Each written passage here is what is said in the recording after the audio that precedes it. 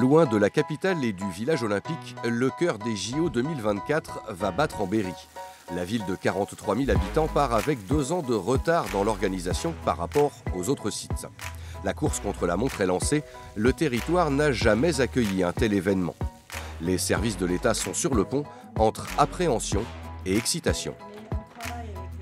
Les sécurisations qui sont mises autour du site vont être augmentées, mais derrière, il y a en charge toute la population olympique, que ce soit des athlètes ou populations accréditées, délégations qui vont se rendre sur le site, médias.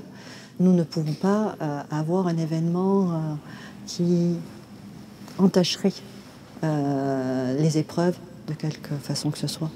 Ce sont 600 à 700 compétiteurs qui sont attendus, 3 à 5 000 personnes en tout, chaque jour, entre juillet et septembre. Sécurité, secours, mobilité, santé, rien n'est laissé au hasard. Il faut pouvoir prévoir l'imprévisible. On a des exercices pour se préparer, notamment bien sûr sur l'événement qui est le plus dramatique, l'attentat. Des exercices qui se jouent aussi en réel. Nous avons des plans hors sec pour les catastrophes naturelles. Nous avons des plans hors sec pour de nombreuses victimes. Nous avons une culture de la préparation. Et c'est ce que nous mettons en œuvre actuellement. Aucun chiffre de renfort de sécurité intérieure n'est avancé pour l'instant. À l'hôpital, on se prépare déjà à une augmentation possible de 10 à 15% des admissions pendant l'été.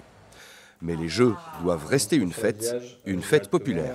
Donc l'idée c'est que chaque fenêtre là, reprenne un petit peu les couleurs directement des JO. On découvre un projet qui correspond en fait au cahier des charges de Paris 2024. L'idée c'est vraiment de faire vivre aux spectateurs une véritable expérience, d'aller sur site pour y trouver des animations, de la culture, du sport bien évidemment, d'assister à l'ensemble des retransmissions, puisque c'est ça l'objectif principal finalement du site. Il y a plusieurs possibilités, voir quel est le plus simple. Ça peut être aussi que des fanions qui descendent. Sur le parvis d'Equinox, une fan zone sera donc installée.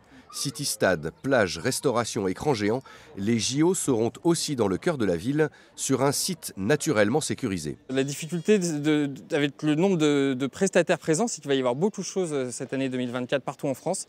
Et qu'on est déjà en train de se dire que, notamment sur des barriérages, sur des écrans vidéo, sur ce genre de choses, on est déjà très limité, il y a déjà plus beaucoup de choses disponibles. Donc on va essayer d'avancer très très vite. Moi j'y positionnerais bien ici une sorte de petit pôle sécu. L'enjeu pour les organisateurs et la collectivité sera donc de sécuriser sans trop gêner la vie quotidienne. L'idée c'est de maintenir la circulation, c'est de maintenir le parking d'Hydro, les accès. L'idée c'est vraiment que les Castelroussins et le public en général n'aient pas de contraintes pour se déplacer dans le centre-ville, ou du moins le moins possible. Châteauroux lance le pari de surfer sur le plus grand événement sportif au monde, mais sans référence, ni modèle, ni exemple, puisque ce sera une première en France.